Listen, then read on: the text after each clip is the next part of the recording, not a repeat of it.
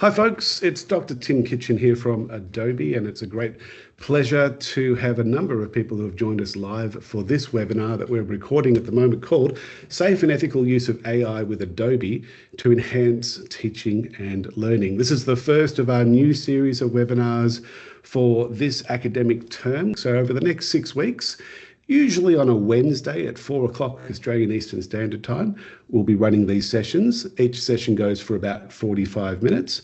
It is a recorded session, and then we have a bit of a chat after we've stopped the recording for those who have joined us live. It's been lovely to connect with a few of those people beforehand as we just started this recording. A former colleague of mine, Erin Raethke, who's one of our Adobe Creative Educator Innovators, is in the background there, and she's able to help. There she is, waving away. She's going to be helping us with the chat. And if you've got any questions along the way, please throw them into the chat. And those watching the recordings, obviously you can connect with us at another time in different sorts of ways.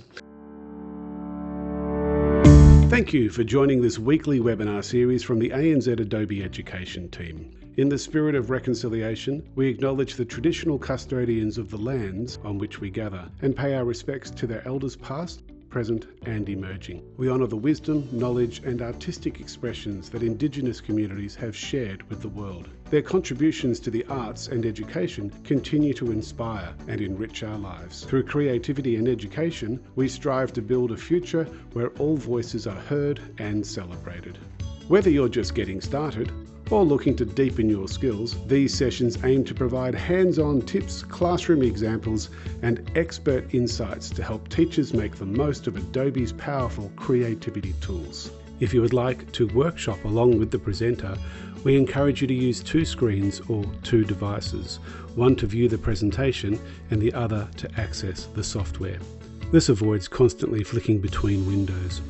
If you do miss any content, note that you can always refer back to the recording. Please use the chat feature to ask questions or share comments, and most importantly, make the most of this professional learning opportunity from Adobe.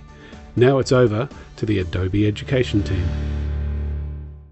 There we go. What a wonderful voiceover artist that person is.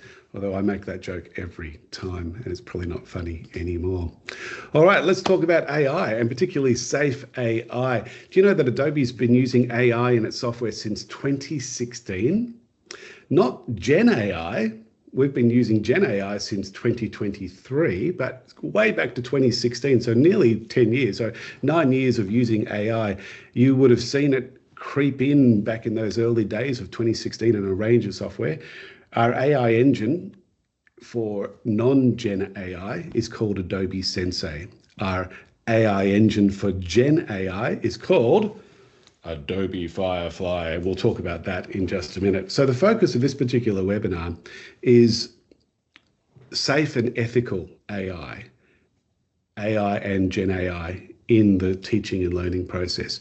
Let's have a quick look. I'm just going to play this clip here. You're not going to hear anything other than my voice, but this gives you a sense of some of the AI that we've incorporated into a range of our tools over the years since 2016. And we'll have a play with some of these. This is going to go really quickly, so you're going to miss it if you blink, so don't blink. And you can see there's a range of different tools that we've integrated, all with an aim to make our software a lot easier to manage. And we get complaints every so often from people who have spent years and years mastering certain techniques in some of our software that now only take 2 seconds to do, which took them hours and hours after mastering for many, many years. But you can see some of the examples here on the video of how our AI is being incorporated into a range of different Adobe applications. In a minute, I'm going to jump into Adobe Photoshop just to show you a couple of examples that you may or may not be familiar with. But I do encourage you to have a look at the different options as we present them and have a play with them, see how you go. So that just gives you a quick sample. Let's have a quick look at Photoshop. I'm just going to stop sharing that particular screen and jump into Photoshop. So I've got Photoshop open now, and I'm thinking what I'll do for this exercise is I'm going to bring up an image that I've used for many years now in terms of doing AI demonstrations. This is way before Firefly. came out, and that's my daughter on the right. Her name's Talana, and her friend Mia is on the left. My daughter is now a school teacher. So this was taken quite a while ago, but I love this photo because when I took this photo all those years ago, it was on an old iPhone. I think it was the very first iPhone, the iPhone 1 or the iPhone 2, the first iPhone that I ever actually had. And notice how it's really washed out. So a couple of the AI things that we've brought in those early days in 2016, one of them was to just get this photo to look so much better. And if we jump into the filter tool and go into the camera raw filter, it brings up another window, the camera raw window, and it looks a little bit like Adobe Lightroom, where you can see all these amazing adjustment tools that you can work with. But you don't need to understand any of these tools because the AI is going to help you as soon as you find this tool called Auto. In fact, I'll bring up my little pointer so that you can see exactly where I am referring, in case the cursor's a little bit hard to see. So this auto button, which appears in lots of our applications, that applies Adobe Sensei. So just by clicking auto now, you can see instantly the colors have really enhanced. Now it looks like the photo was taken with an iPhone, what are we up to now? 15, 16, 17, who knows? And if I compare and contrast, if I make that window a bit smaller, you can see the contrast between the two just purely by applying Adobe Sensei. It adjusts everything accordingly. I use that filter regularly just to really enhance images. I'm going to click OK, and that's going to enhance this particular picture now. So what I'm going to do instead is I'm going to start making this picture so much better, because it's a beautiful landscape shot of, in fact, let's see if you can guess. If you're from Victoria, you can probably work out exactly where this photo was taken. And in the chat, see if you can guess what this part of Victoria is and where I'm taking the photo from. Love to know if you can work that out. So to get a better landscape, let's get rid of the pesky girls that are in the shot. Let's get rid of my daughter first. I'm going to go and grab the lasso tool and just do a quick selection around. Oh, that was a really bad option. Let me just deselect that by going Command or Control D and do a rough selection around my daughter now. That's a lot better. Tim, Julie also just asked what was the button for the color enhancement? Yeah, it was one of the filters. So it's in the filter drop-down menu, and it's called mental blank again. Let's see if I can bring it up here. The camera raw filter. I'm having a few mental blanks today, hopefully not too many. So I've now done a rough selection around my daughter, and if I do a right click, there's an option here that we named after a guy on the Photoshop team at Adobe called Phil. That's also a joke. It's not really named after him, but there we go. So we've got the Fill tool. If I click on Fill, we get a window here, the Fill window. It defaults to Content Aware Fill because I've selected a region. And all I need to do now is click OK, and it starts to think about what's around the object, and it replaces the object with what's around the object. Now that's a bit of AI that we've had for a long time called Content Aware Fill. And if I wanted a more detailed version, I could do that. I'm now going to select around Mia, and to do this in a bit more detail, instead of doing right click and fill, I could go to image, to where is it, to edit, and Content Aware Fill, which is available in the edit drop-down window. And this gives me more control, so I can actually start selecting. Let's make that a bit smaller with my square bracket tool. I can select regions that I'm happy for it to fill with. So if I wasn't happy with the fill by default, I can now select anything that's in green is fair game to be the content that fills in the gap. So I could select out anything that's sort of around here. I'll make that a bit bigger now and just select all around here, because I don't necessarily want to fill there, but I would like to fill stuff that's close to where she's at. So I'll just keep selecting all that green. And you can get a preview on the right-hand side of what the end product's going to look like. And that's looking pretty good. In fact, it's looking a lot better than what I did with Talana, because you can see there's a few gaps if you look really closely down the bottom. So if I click OK, my OK button is kind of off the screen there, down the bottom right-hand corner. Click Apply or click OK. It's now done that same concept. But what it's done, it's added a layer. And so I can see I've got two layers now. And what I'd probably need to do if I was going to keep working on this image is flatten that image so that I've just got the one layer and I can keep working. So that's just a couple of examples of how AI has been part of Photoshop since 2016. And there's lots of other examples too, but this is not a Photoshop workshop, this is an AI workshop. So I just wanted to give you some examples. So I'm just going to jump back to the slides, and we've given you an example of Adobe Sensei, which is our AI engine in Photoshop. Let me show you a couple of examples of Adobe Sensei in Character Animator, which is one of my favorite Adobe applications. I'm going to jump into Character Animator now. A lot of people don't realize they've got Character Animator because it's kind of hidden away in the Creative Cloud. The reality is, if you've got the Creative Cloud access through your university, your school, your TAFE, you've got Character Animator, very, very likely. Just go and search for it through the Creative Cloud desktop app and find it as one of the apps. It's such a great tool. When you first open up Adobe Character Animator, it opens up in what's called starter mode. And you can see a bunch of characters here, and you can select a character. I'm going to select Bill, he's one of my favorites. Bill's going to appear. Bill was created with Photoshop. I could see that because the PSD file started to show there. Now, as I'm moving my head, you can see that the webcam is picking up my face. And as I'm moving, this is a bit of AI that's been applied to literally model what I'm doing. And as I'm talking, if I go, it's not working as well as it should be, but it's lip syncing accordingly. So I'll do a quick recording now. G'day, it's Bill here, and I've got to say, the AI that's involved in Adobe Character Animator makes animation so much easier than it used to be when it was frame by frame. And I'll finish that recording. And if I wanted to throw in some gestures, I'd just jump into some of these gestures, like do a wave and bring that wave into the start, maybe a love heart at the end, maybe the arms can go up in the middle. And before you know it, if I hit the play button now, g'day, it's Bill here, and I've got to say, the AI, just pause for the moment. Erin, can you let me know whether you're hearing the audio? Because sometimes that works, sometimes it doesn't. Confirmed, no problem. Excellent, good. It's involved in Adobe Character Animator makes animation so much easier than it used to be when it was frame by frame. Now you can still do frame by frame animation in Adobe Animate, which is still very much a industry standard 2D animation tool. But Character Animator just makes it come alive, and it's just a much simpler way to do animation. You can replace the backgrounds and work with that. If we want to go out of starter mode and into pro mode,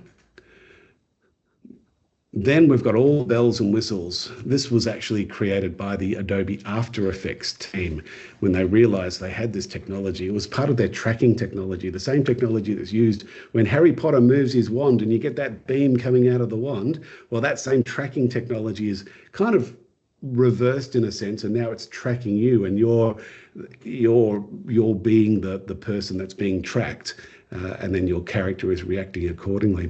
The good thing about Pro Mode is if I go back to home, I can choose, some of these characters have whole body tracking. So I can now adjust and click on my little body tool. And if I move back and then calibrate this a little bit, you can see my arms are in shot now. And if I was back a bit further, my legs are too. I'm sorry, the head's cut off, but you can see it's now tracking my whole body. And so that's a nice form of AI that allows you to have that capability. I won't spend too much time on that, but please have a go. There's lots of tutorials and resources out there that help you learn about Character Animator. So I just wanted to give you a quick sample of that form of Adobe Sensei within Character Animator to make animation so much easier. Let's jump into Firefly now. So it was 2023. It was actually 2022 when we were building this. This is soon after ChatGPT became a thing and the whole world was talking about Gen AI, and it became a huge, big buzzword for education from primary school right through to university and into society as well. And Adobe was very, very quick to realize that this was a thing, and we decided to really focus and have a big focus on have our own Gen AI tools within the Adobe environment. So let's have a look at this particular clip. It gives you a summary of what Adobe Firefly is all about.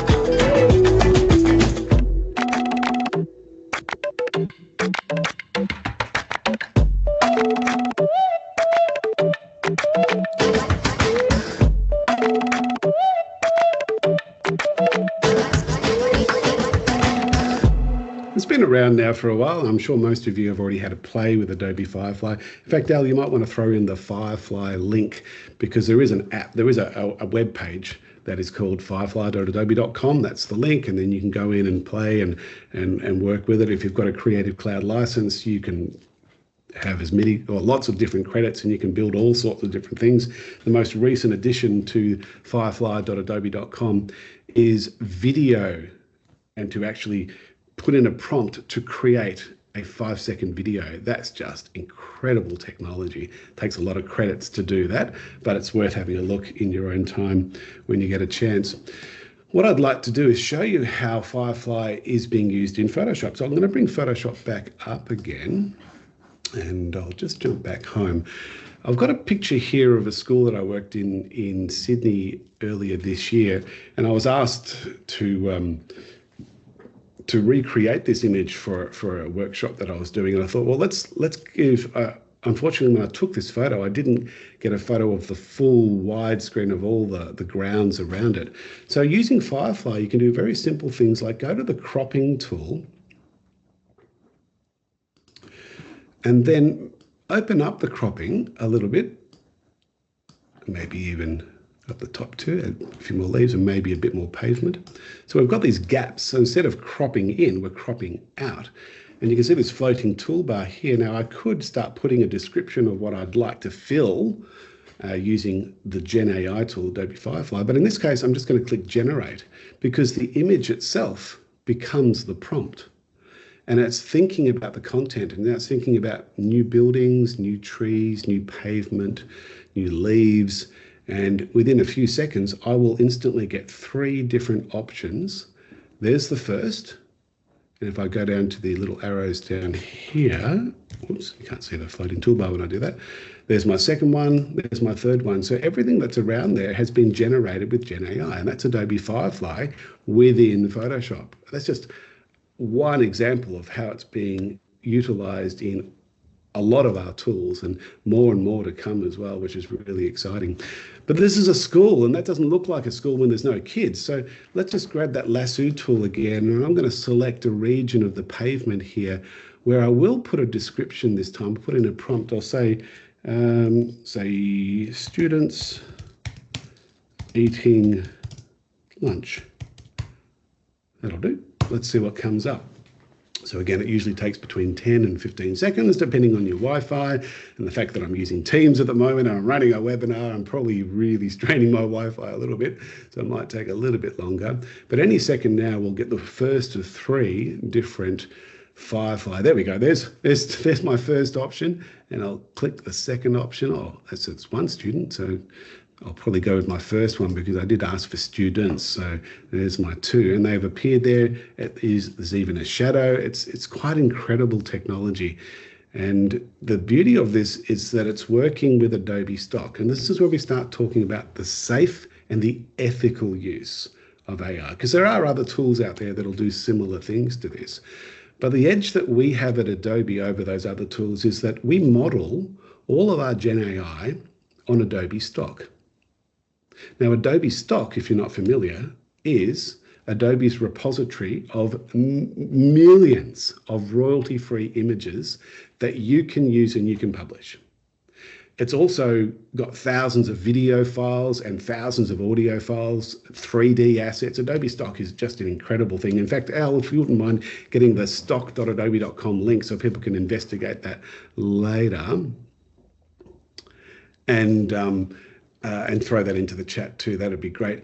But when a student, let's say a K-12 student, logs into their account, they're getting a K-12 version of Adobe stock. Because yes, Adobe stock does have some inappropriate images because it's used for modeling agencies, for example. And because it's part of a professional tool for them, there are images there that you don't necessarily want young kids under the age of 18 manipulating and working with and discovering if they start typing in something inappropriate. So what we've got is these safety barriers, these guardrails in place. So if a student that's logged in with their school account, their K-12 school account, starts typing in something inappropriate, a warning will come up. And that's an incredibly reassuring for us educators who want to keep our kids safe. And so that's the beauty of working with Adobe. That's the beauty of working with Firefly. It's the beauty of working with our tools over maybe some other alternatives there that don't have the same guardrails. We'll talk a bit more about that a little bit later. Let's jump back to these slides. So let's just backtrack a little bit. I created a video, I think it was late last year or early this year, I think this one was for the Singapore Ministry of Education, who were just delving into the world of Gen AI. So this was really to get them more aware of what Gen AI actually is. Gen AI is a term we hear a lot. Whether we love it, fear it, or just don't know much about it, one thing is for sure, it's everywhere, and being featured in a wide range of software that is regularly being used in schools around the world. Gen AI refers to artificial intelligence systems designed to create content such as text, images, audio, or video, based on user prompts such as simple sentences.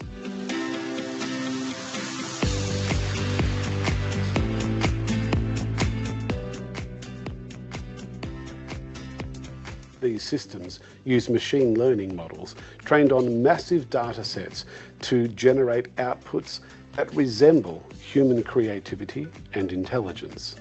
Gen AI is used in healthcare to help diagnose illnesses and personalize treatment plans. It is used to generate music, art, and video content for artists, marketers, and content creators. In education, Gen AI can help create personalized learning experiences and educational content tailored to individual student needs. It can help students and teachers overcome the blank page dilemma by providing a creative start to a project, some initial research on a topic, and alternative ways to express text or images. There you go. So that was just part of a video I created to help teachers understand the power of Gen AI.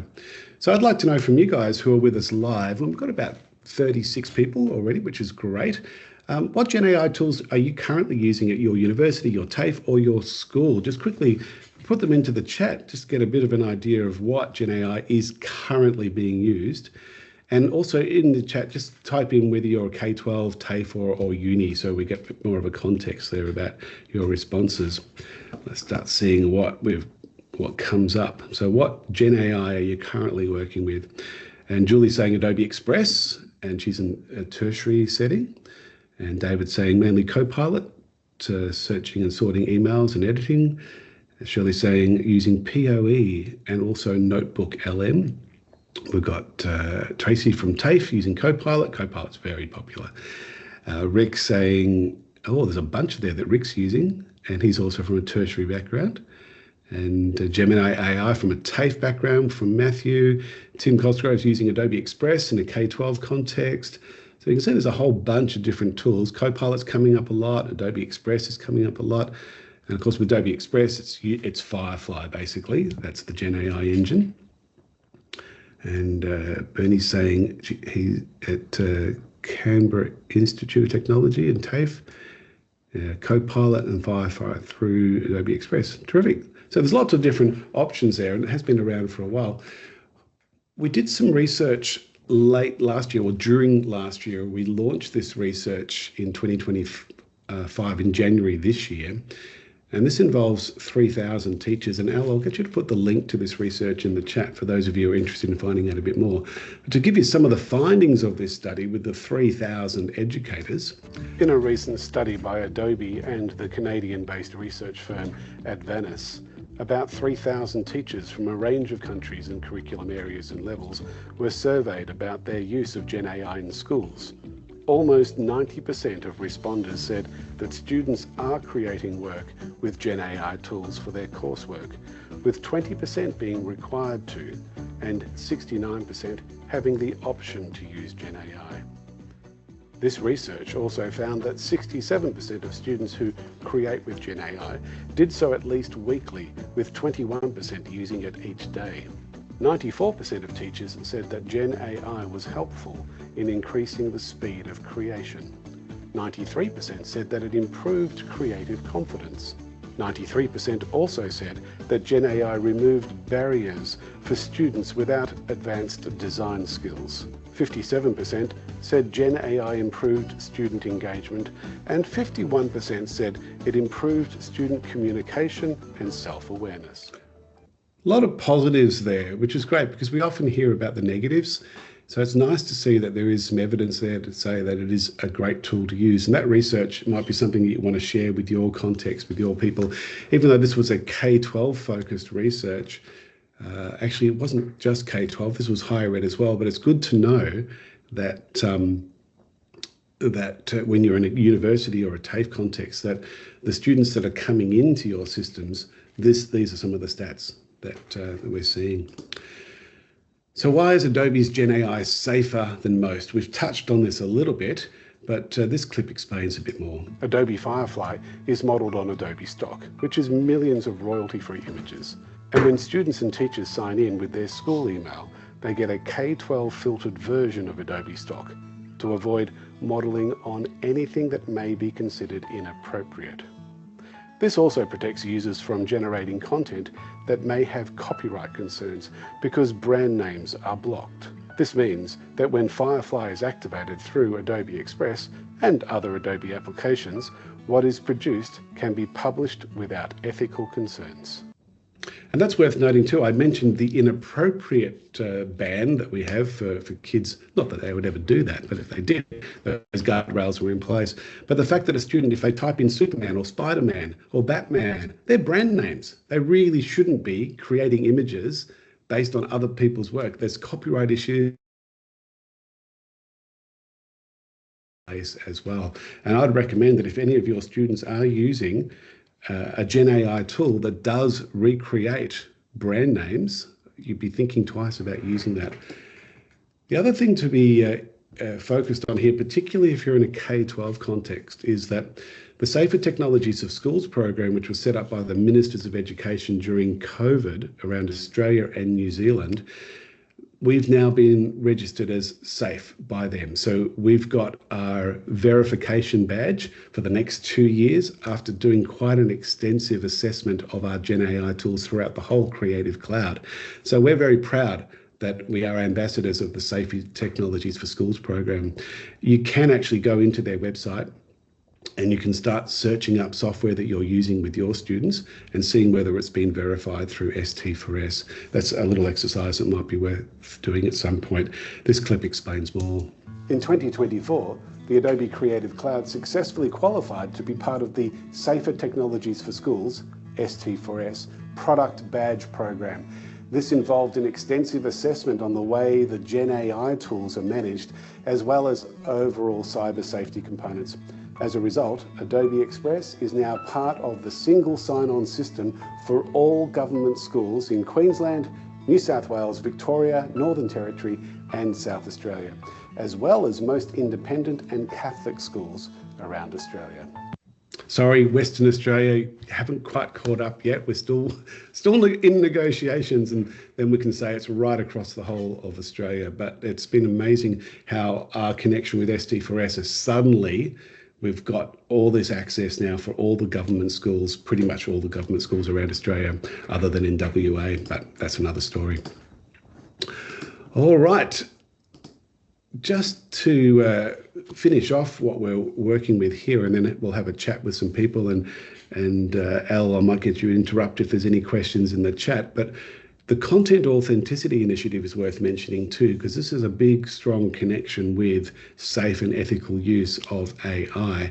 This initiative was set up by Adobe. We were one of the founding companies of this particular organization, and now there are thousands of companies who have joined it to try and fight fake news. To address the challenges of fake news and misrepresentation, Adobe founded the Content Authenticity Initiative, CAI, in 2019. This coalition aims to create a standard for verifying the origin and integrity of digital content. By developing open source tools and standards, CAI ensures that digital media, including content generated by AI, can be traced back to its source, thus combating misinformation. The CAI is a diverse community with over 4,000 members, including numerous media and technology companies. There we go. All right. Gen AI with Adobe Express, it was mentioned several times in the chat. I noticed that people are using Adobe Express. Let's just do a quick example. I'm going to jump into the K-12 version of Adobe Express, which does look different to the, I'll just stop my presentation there, that makes it a bit easier. It does look a bit different to the other non-K-12 version of Adobe Express. Let me just go back to the home button. Why isn't that going home? Correct, there we go. So as you can see with the K-12 version of Adobe Express, it literally is a set of tiles that go to the most popular parts of Adobe Express. And the very first tile is the generate an image tile, where you can literally click into it and start generating an image. In fact, let's do that now. Can you go to the chat? Who's going to be the first one to go to the chat to give me a prompt to see how good this works? Give us a prompt. The prompt needs to be about an animal. There needs to be a unicorn in there, of course. Where is the animal located? I don't know. Let's see. Just be as creative as you like. Who's going to be the quickest to give me a quick sentence prompt? So Mick's got a gibbon on stilts at the beach. All right, this will be interesting. You didn't mention a unicorn there, so I'm going to add to that as well. So let's go a gibbon, because it has to be a sentence, of course. A gibbon on stilts at the beach with a unicorn. There always has to be a unicorn. I'm going to click generate. Usually takes about 10 seconds. And what happens here, folks, is we get 4 different results. The first of the 4 results will appear on the main stage. And then if I'm not happy with that, I can go to the second, third, and fourth, and I can generate more. Oh, there we go. That's looking pretty cool.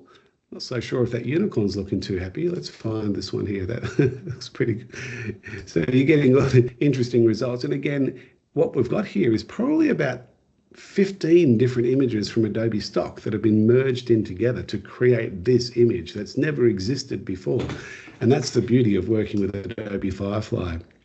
And of course, if a student types in something inappropriate or a brand name, it won't work. A warning will come up. We've got those guardrails in place. So that's just one example of Gen AI. If I go back to my home here, we can see with the K-12 version of Adobe Express, we're encouraging students to create posters and videos. These guided activities are amazing. We've got a team of educators in America who are just building these out. Like, there's a whole bunch I haven't seen yet. There's a whole lot of new ones here. Create a portrait masterpiece, personalize a name tent, set up a class portfolio, record a video reflection. The whole idea behind here is that you don't need to know about Adobe Express. All you need to do is click on what you might be interested in, and then the teacher will teach you as a guide. And let's find one that's got Gen AI. Create your dream product with generative AI. So I'm going to click into that one. And then all we're looking for now is the play button when it opens up. And we've got an option of, oh, in this case, it looks like it's a text. Let's get started. Here we go. So we click the play button. So we've got the option of doing a response by going step by step by looking at the text and the images, or we can click the play button. In this project, you'll learn how to use generative AI in Adobe Express to design your own custom product, like a shoe, skateboard, or anything you can dream up, and turn it into a finished ad. The goal? To help you build confidence using generative AI tools while making something that's 100% your own. Here's how it works. You'll move through this project one step at a time, using tools like Generate Image, Add and Remove Object, Text Effects, and more. On each page, you'll find a short video on the right side panel, just like this one, to help guide you. The template starts with a shoe design as an example, but you can swap in your own idea at any time. Think of generative AI like your creative assistant. And I'll just pause that for the moment, because that just gives you a sense of how these guided activities work. So you really don't need to be the expert, because the expert is already in there. It'll guide you through the process. Let's jump back to the home page. And you can see the main things that are there. As a teacher, you can click the Teach section and you get access to a whole lot of teaching resources as well, including a very simple way, literally 30 minutes to get your ACE accreditation. In the past, it's taken hours to get it, or you've had to do a course with myself or with Elle, but now you can get that accreditation in just 30 minutes by following the instructions here. We might touch on that a little bit later too as one of our resources. Let's go back to the slides for this particular session. Oh, that's exactly what we're up to. So I just wanted to promote, if you are a K-12 teacher and watching this and you haven't got your ACE accreditation yet, your micro-credential for Adobe Creative Educator, this is just the best way to do it. You literally go into the Teach section. You need to be logged in with your school account, of course. And then you go to self-paced courses, start looking through the videos. And once you've looked through them, take the quiz. It's an 8-question quiz. And if you get the questions right, you've got yourself your ACE accreditation. It's as simple as that. I encourage all K-12 teachers, and if you're not a K-12 teacher, I encourage you to chat to your K-12 teachers that you do know from the schools that you are connected with, either through your children or your colleagues or whatever, and let them know that this is an option for them now, which is really exciting. And that's the sort of the end of this particular webinar in a sense, because I wanted to just focus on the fact that Adobe has got probably the safest and most ethically safe tools in terms of working with AI. And we've been using AI since 2016, using Gen AI since 2023. And we're very proud of the fact that we're registered with the Safer Technologies for Schools program so that we can keep those guardrails in place.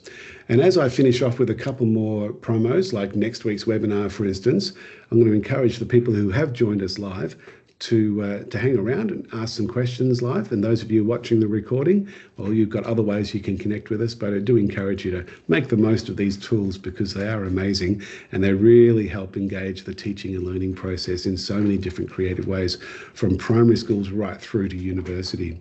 So our next weekly webinar is actually introducing Adobe Substance, which has only just now become available for K-12. It has been available in higher ed for a while, and it's our 3D tools. Can you imagine Photoshop for 3D? Can you imagine Premiere Pro for 3D? Well, that's what we're dealing with here with Substance. And our expert presenter is Elwyn Hunt from South Australia. He's the Head of Education Partnerships, 3D and Immersive, and Jerry Wong will be moderating. So if you haven't already signed up for that, I encourage you to do that. And the link's in the chat for those who are with us live. Those watching the recording, there's the link there. Thank you for being part of this webinar from the ANZ Adobe Education team. While you complete the feedback form via this QR code or link, note that this weekly webinar series is just one of a range of free events and resources managed by the ANZ Adobe Education team. More information is available on the ANZ Adobe for Education site via adobeanzedu.com. and more specifically for K-12 teachers via adobe.ly/anz-K12-PL. Thanks again for being involved in this webinar. We look forward to seeing you at the next event. Keep being creative. I want to thank everyone for joining this session. We're about to stop the recording, and thank you very much for joining us live. Those people who want to hang around and have a bit of a chat, looking forward to it. If you are watching the recording, join us live next time if you're able to, because it just helps. It helps us to perform a little bit better, but also gives us a chance to connect with you before and after each of these sessions. Looking forward to seeing you another time. Thank you to Elle, thank you to Erin for helping us in the background, and all the very best, everyone. Bye-bye.